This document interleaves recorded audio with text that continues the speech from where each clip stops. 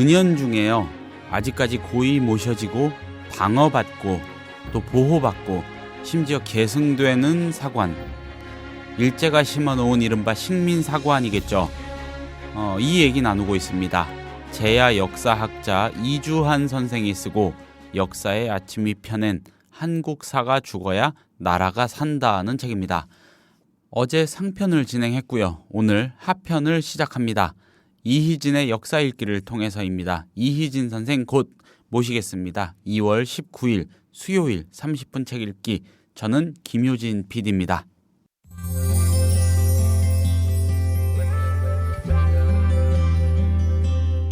매일 아침 이 책 한 권. 국민TV 라디오 30분 책 읽기.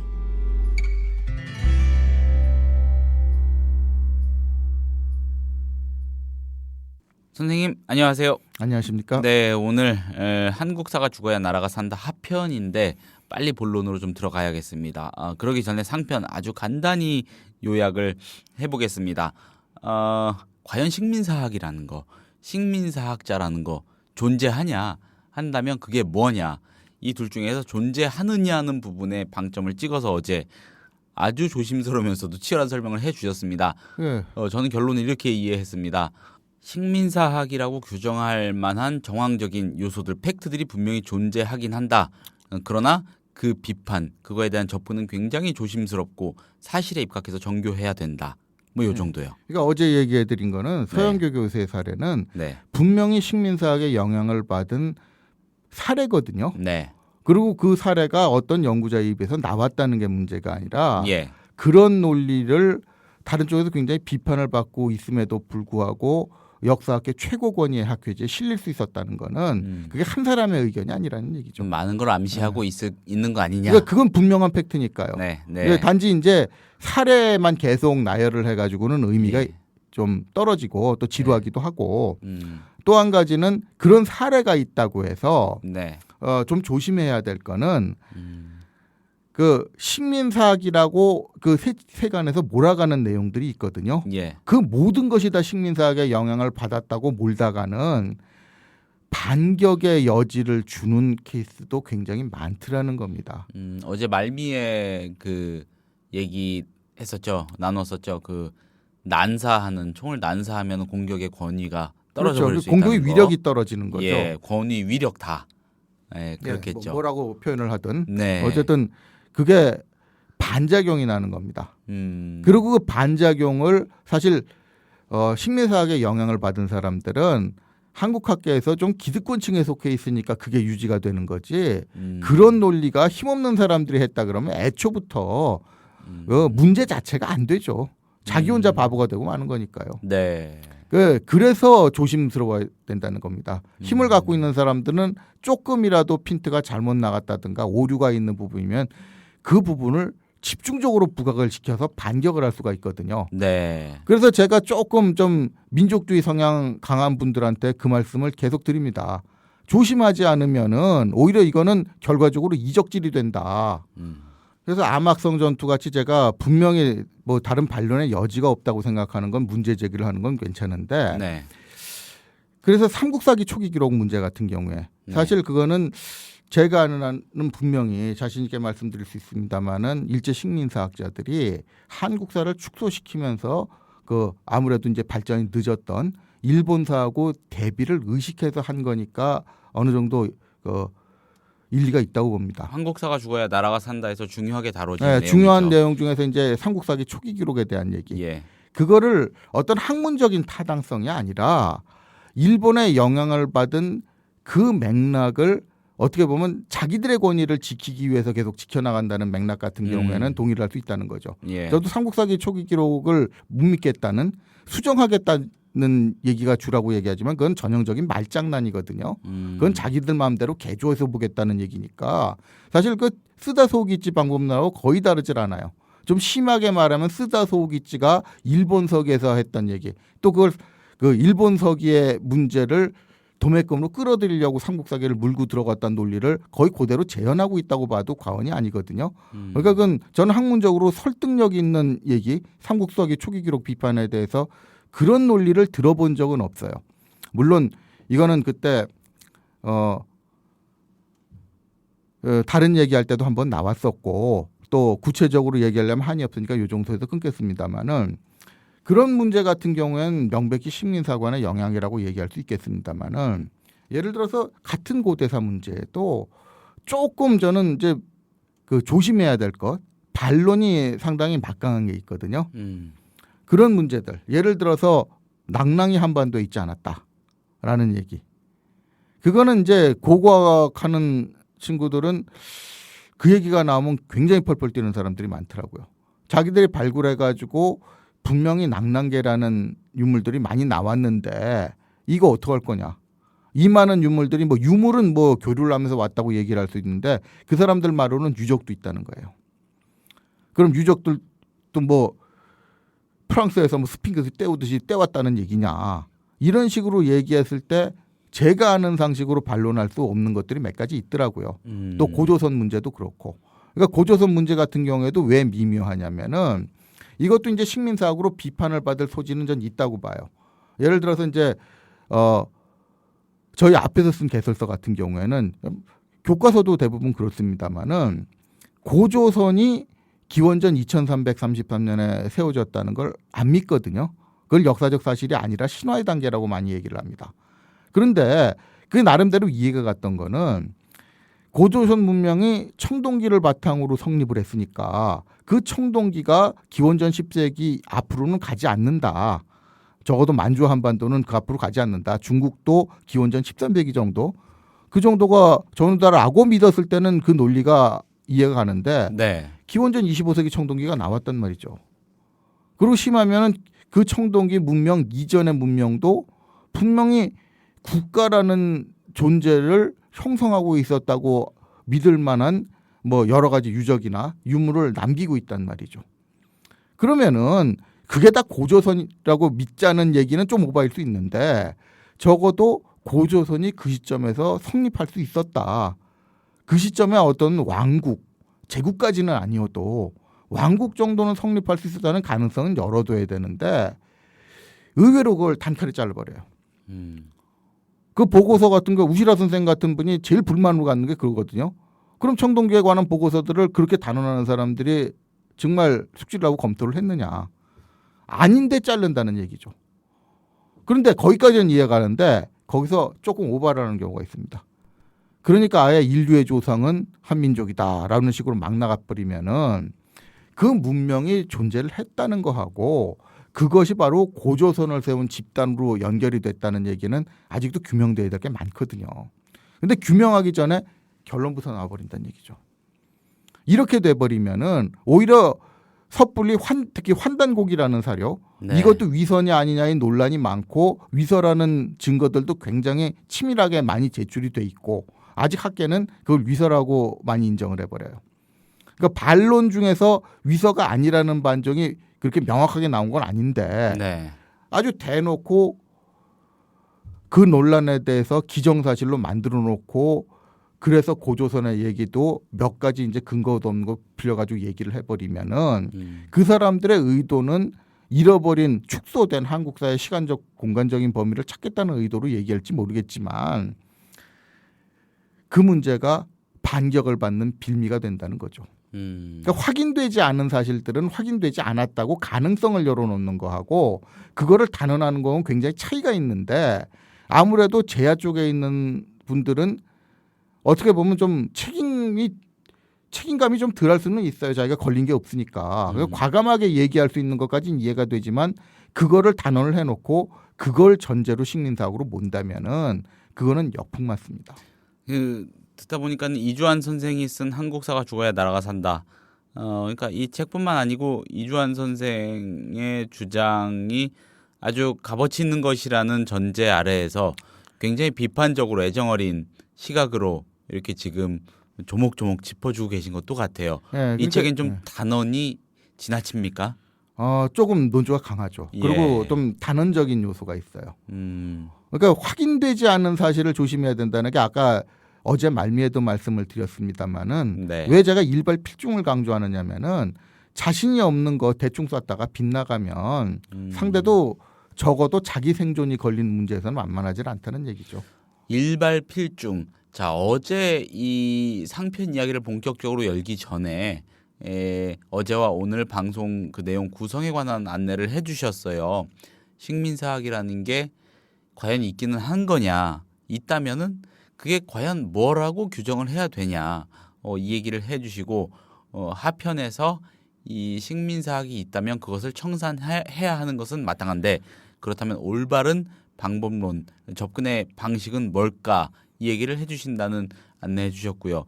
자, 저는 이 일발필중이라는 그 표현이 바로 주장하시는 바의 핵심이 아닌가 싶습니다. 그럼 이렇게 한번 여쭤보겠습니다. 그 식민사학이라는 것을 규정하고 연구하는 것과 관련해서 일발필중한 사례, 입증 내지는 논증의 사례 같은 게 그 앞서 말씀해 주신 거 말고 대표적인 게 뭐가 있을까요?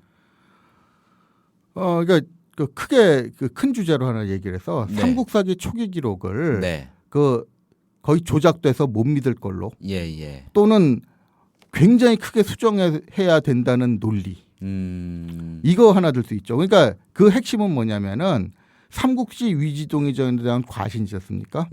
삼국사기에 나오는 그 많은 사료가 아니라 삼국지 위지동의전에 나오는 몇 줄 안 되는 그 사료를 맹신을 하면서 한국 고대사를 재구성하는 것 같은 경우에도 이거는 일본 학자들이 먼저 던져놓은 전제를 거의 맹목적으로 맹신하는 거라고 얘기할 수 있죠. 일본 학자들 입장에선 그래야지만은 일본사와 한국사, 조선사가 조금 그렇죠. 그러니까 조금 뭐 어쨌든 좀 비등비등해질 수 있을 거라는 기대를 할 수밖에 적어도 없겠고요. 발전 단계가 비슷하다고 해야 야마토 정권이 여기를 정복했다든가 정복까지는 아니더라도 우위에 서서 영향을 줬다는 논리가 성립하거든요.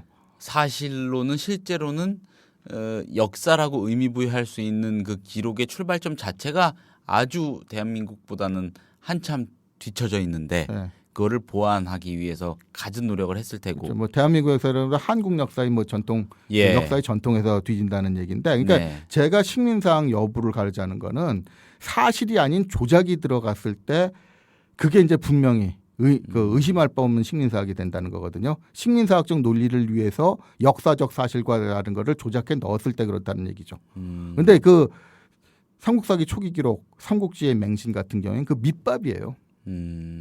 그 전제를 단단히 해놔야 이제 그 뒤에 논리가 나오니까. 근데 왜 이런 얘기가 어떻게 보면 그 뭐 사료 몇 줄 가지고 하는 거 가지고 왜 저렇게 집착을 하느냐라는데 그 파생 효과가 굉장히 큽니다. 예를 들어서 이제 풍납토성의 발견이 뭐 이것도 여러 가지 측면이 있습니다만은 왜 그동안 학계에서 주목을 받아왔냐면은 삼국사기를 엉터리라고 본 이유 중에 하나가 전에 삼국지 위지동에 나오는 그 삼안에는 성이 없다는 얘기거든요. 그 3세기 중반의 기록인데 삼안에 성이 없다는 식으로 나와요. 근데 이게 그냥 삼안에 성이 없었으니까 없었나 보다 하는 게 아니라 이 자체도 굉장히 역사에 주는 영향력이 컸다는 게, 그러면 3세기 중반까지 성이라는 걸 쌀 수 없는 세력이었다면 이거는 정말 형편없거든요. 이게 국가라는 단위를 생각할 수조차 없는 집단이었다는 얘기거든요. 그럴 정도로 한반도 이 지역의 역사적인 발달이 늦었다는 얘기가 되니까 이것도 중요한데, 이걸 전제로 딱 깔다 보니까 고고학계가 영향을 받아가지고 한 반세기 넘게 3세기 이전에 지어진 성이 없다고 보고를 했어요. 그렇군요. 그러니까 지금도 그게 고집이 되는 게 뭐냐면은 풍납토성을 발굴을 해보면은 이게 유물이 좀 여러 군데서 나오거든요. 그 475년까지 적어도 백제 수도권에 있었던 성인 건 분명하니까 존재를 했으면은 후대 게 나오지 않습니까? 근데 지금도 발굴하면 후대 거 나왔다고 이거는 나중 거라고 주장하는 사람들이 있어요. 그러니까 똑같은 성벽을 발굴을 해도 발굴하는 사람이나 지점에 따라서는 정말 극단적으로 다른 게 나오거든요. 한 팀이 발견했을 때는 기원전 1세기에 지어졌다는 증거가 나왔다고 그러고, 그러니까 성을 발굴하면서 나온 유물하고 유적을 분석해봤더니 카본 데이터는 기원전 1세기가 중심으로 나오더라. 이런 보고서가 있는가 하면은 어떤 팀이 성벽을 발굴을 해봤더니 4세기 건가 그렇게 된다는 거예요. 이 4세기에 지었다 이렇게 되는 거죠. 자, 그러니까 여기서 식민사학이냐 아니냐 여부를 가리는 하나의 기준이 나오는 건데 네. 기원전 1세기 것도 나오고 4세기 것도 나왔다는 건 식민사학과 아무 상관이 없죠. 그건 발굴한 사람이 조작을 한 게 아닌 바에야. 그런데 문제는 그 자료를 놓고 해석을 할 때 네. 예를 들어서 이제 뒤에 게 나왔다 그러면은 그 고고학이라는 건 그 시기에 유물이 나왔다는 거하고 거기에 의미를 부여하는 건 완전히 다르거든요. 그러니까 이제 뭐 그 5세기까지 있었던 건 사실이니까 나오는 게 이상할 건 하나도 없어요. 근데 단지 그 성벽 같은 경우에도 그 지역이 워낙 전쟁이나 재해가 심한 지역이니까 싹 쓸려 나간 다음에 일부 구간은 다시 지을 수 있거든요. 그럼 그 구간은 후대 께 나올 수도 있는데 이 가능성은 완전히 배제한 상태로 내가 발굴한 곳에서 후대 께 나왔으니까 이건 후대 거라고 얘기하고 그 앞에 나왔던 역사의 가능성을 완전히 없애버리는 것.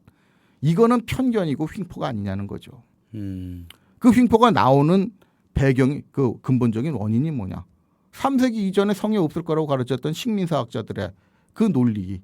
그거를 지키기 위한 게 아니면 그런 식으로 발상을 할 수가 없는 거거든요. 그러니까 그런 발상이 식민사학에 영향을 받았다고 얘기하는 거죠. 그렇군요.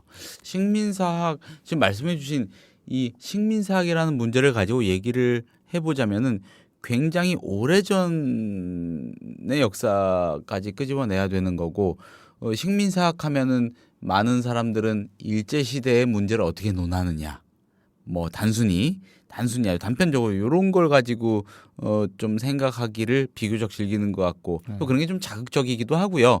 그런데 실제로는 고대사로부터 이어지는 그런 흐름이 있는 거군요. 제가 그러면 조금 더 좀 많이 올라와서 좀 유치하게 질문 한번 드릴게요. 만약에 이런 기술을 서술을 한다면은 이건 식민사학입니까? 일제가 무슨 명분으로 들어와서 우리와 합병을 했고 어느 목적으로 서울 어디 경성 어디에다가 뭐 철도니 뭐니 하는 시설을 만들었다. 이를 통해서 대한민국의 근대화가 일정한 수준 앞당겨졌다. 예, 그러니까 아주 좋은 질문을 해주셨는데 그게 바로 굉장히 미묘한 질문입니다. 예. 그러니까 그 요즘에 그 식민지 근대화론을 지지하는 사람들의 변명이 그거거든요. 이 얘기에서도 일제가 뭐 철도를 놨다, 뭐 근대적인 시설을 건설했다. 이 자체는 그냥 역사적 사실 아닙니까? 팩트죠. 그러니까 그 사실을 얘기했다고 식민사학으로 모는 경우가 많아요. 그러니까 왜 그러냐면은 우리가 식민사학을 공격할 때 굉장히 맹점 중에 하나가 기분 나쁘게 들리는 얘기 있죠. 일본이 와가지고 중요한 시설인데 철도를 놨다. 기분 나쁘다 이거예요. 그게 마치 일본이 근대화를 이끌었던 걸로 논리가 연결되는 것 같다 이겁니다. 그렇죠. 우리가 시혜를 받은 것 같고. 예. 근데 그게 바로 맹점이 그 사실을 가지고 일본이 한국의 근대화를 이끌었다. 뒤집어 말하면 이걸 일본이 안 해줬으면 한국은 근대화할 여지가 없었다라고 말하는 게 전형적인 논리의 식민지 근대화론이거든요. 근데 이거는 식민사학이에요.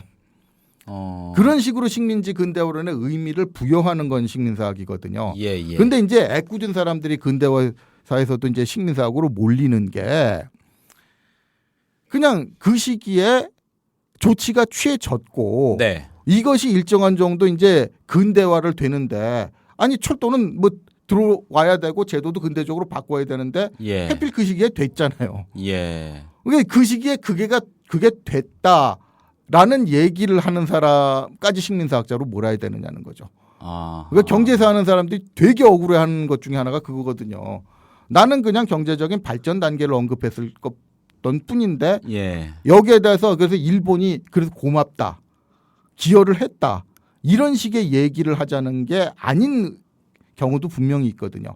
그건 실체거든요. 팩트거든요. 그러니까 일제가 아니어도 어느 정권이 있어서도 할 게 있잖아요. 그렇죠. 그 단계를 해필이면 일제시대 밟았다는 얘기를 하는 사람도 식민사학으로 막 몰면 뭐냐 이렇게 되는 거예요.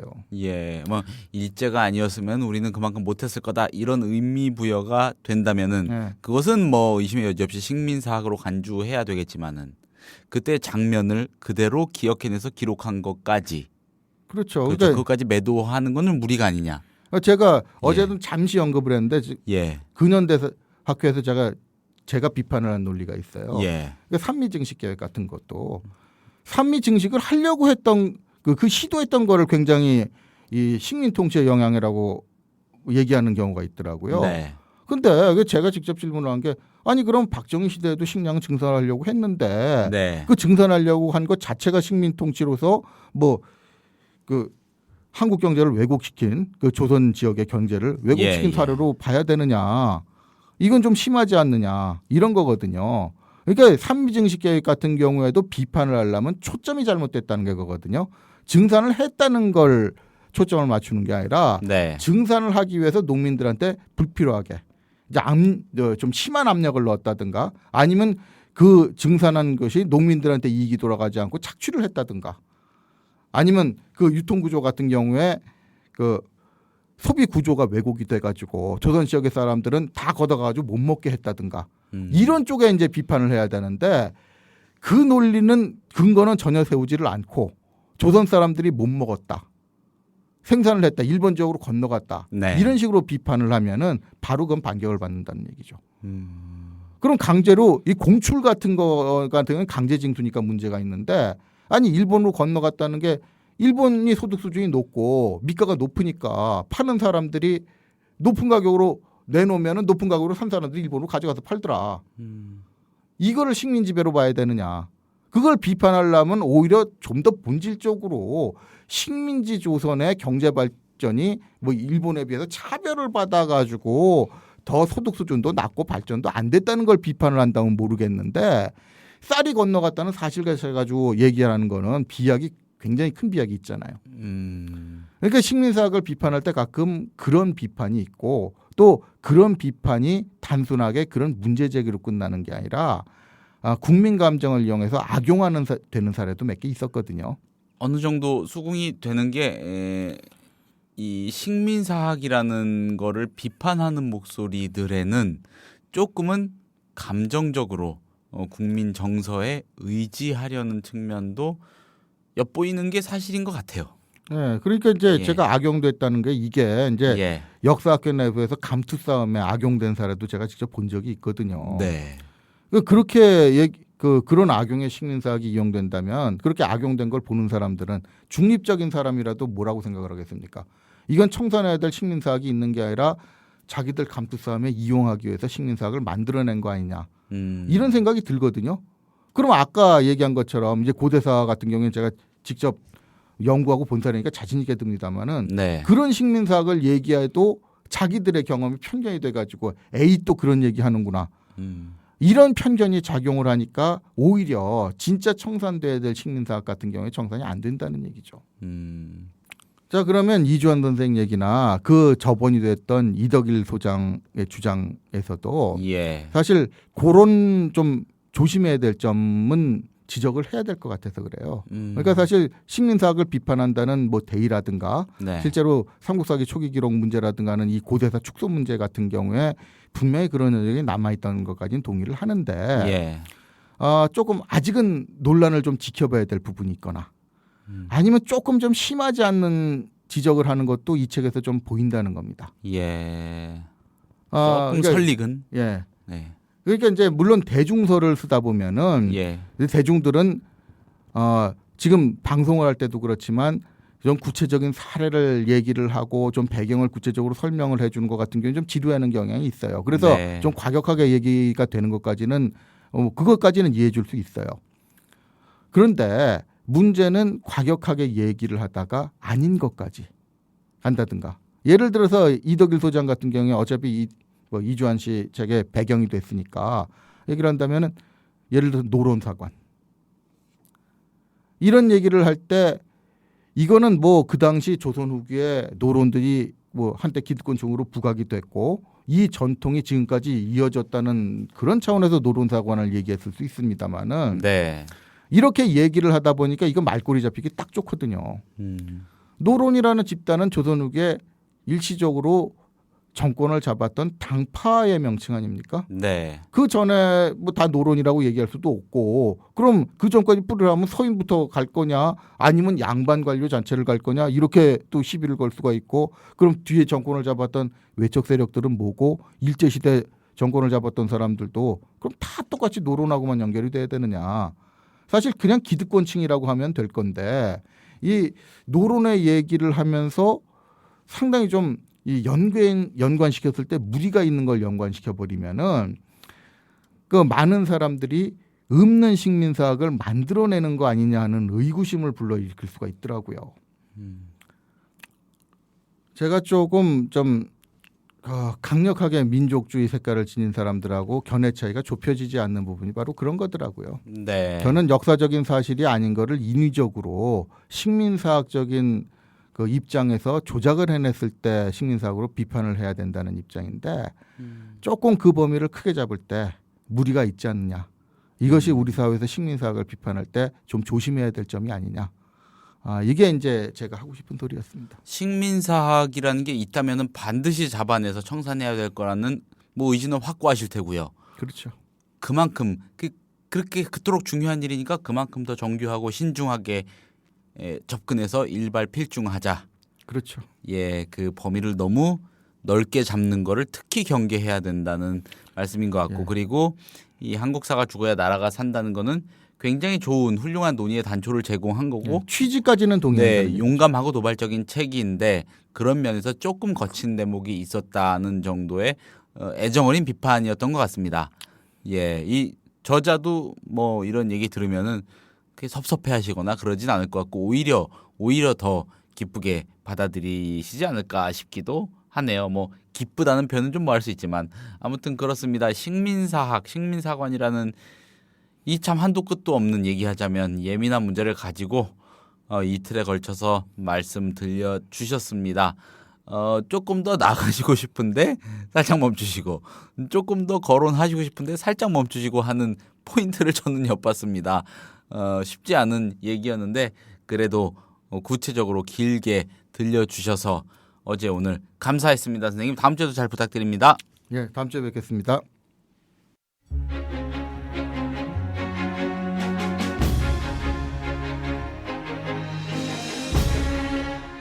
2월 19일에 30분 책 읽기가 소개한 책은 어제에 이어서 한국사가 죽어야 나라가 산다였습니다.